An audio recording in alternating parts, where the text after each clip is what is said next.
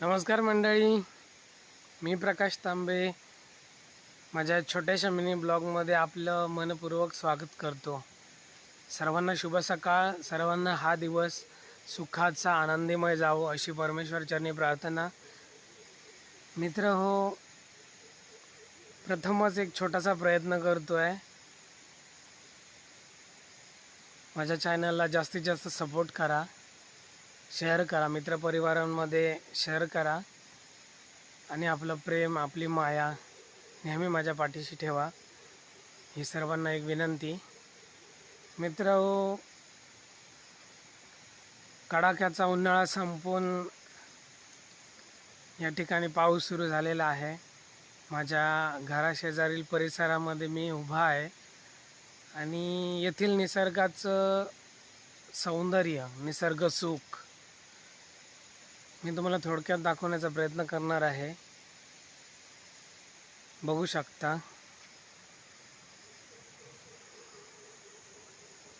प्रचंड कडक उन्हाळ्यानंतर आकाशातील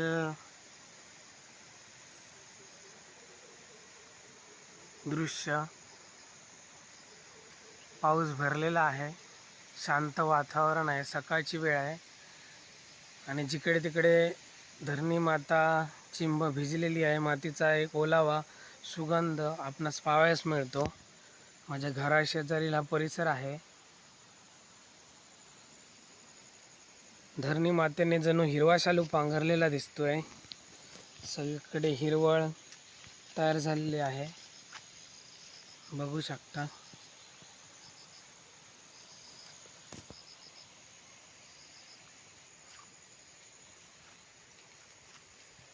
नारळी पोपळीच्या बागा, तसेच एक सुंदर नयनरम्य दृश्य या ठिकाणी आपण पाहतोय।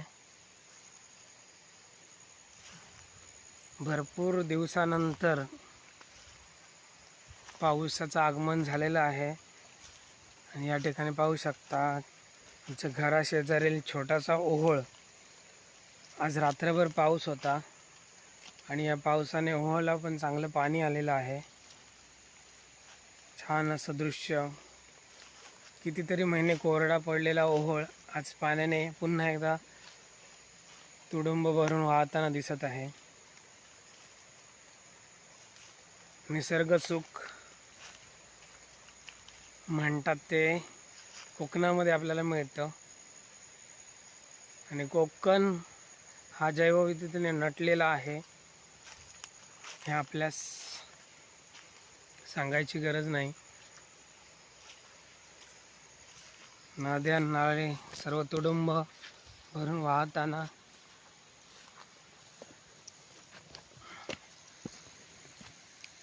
विहिरींना देखील बऱ्यापैकी पाणी आलेलं आहे।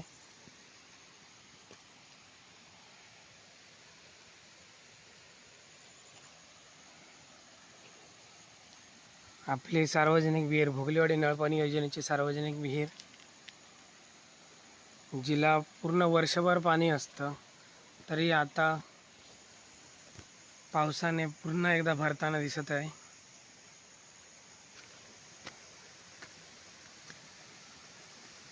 जिकडे तिकडे पाणीच पाणी, नद्या नाले ओहोळ डबकी सर्व ठिकाणी पाणीच पाणी आपल्याला दिसून येत आहे।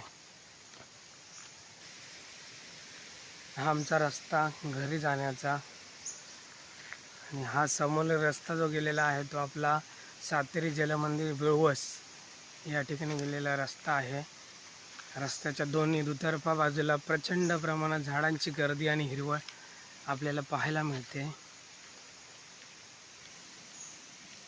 आमच्या घराच्या बरोबर वरच्या बाजूला श्रीदेव महापुरुषाचं स्थान आहे आणि त्या स्थानापासनं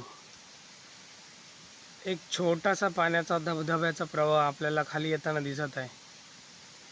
आता जास्त पाऊस नाही झाला त्यामुळे जास्त पाणी नाही आहे, परंतु छोटासा आहे।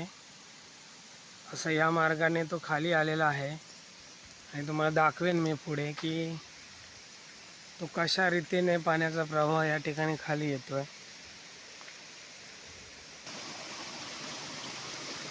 हा बघा, स्वच्छ पाण्याचा झरा एकदम शुभ्र पाणी.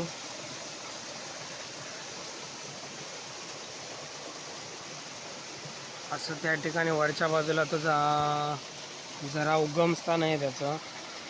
आणि पाहू शकता किती स्वच्छ शुभ्र पाणी आहे. फिल्टर करूनही आपल्याला असं पाणी मिळत नाही, जे पाणी नैसर्गिकरित्या आपल्याला निसर्ग देतो.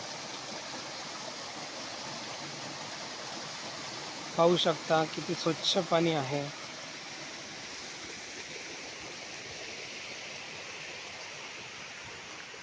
हा आमच्या घराकडे जाण्याचा रस्ता. बाजूला तुम्हाला काजूची झाडं दिसतील. काजू, रतांबे, वड, आंबा अशी अनेक प्रकारची झाडे आहेत.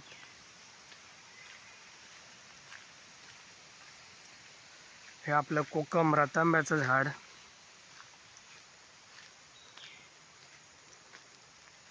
हे प्राचीन काळातलं जुनं 40 वर्षापूर्वीचं एक वडाचं झाड आहे.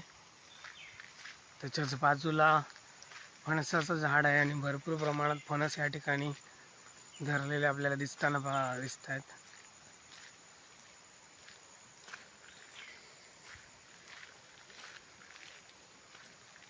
या ठिकाणी माड बागायत आहे.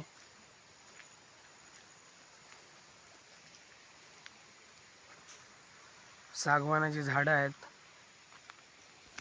असा हा विविधतेने नटलेला कोकण निसर्ग.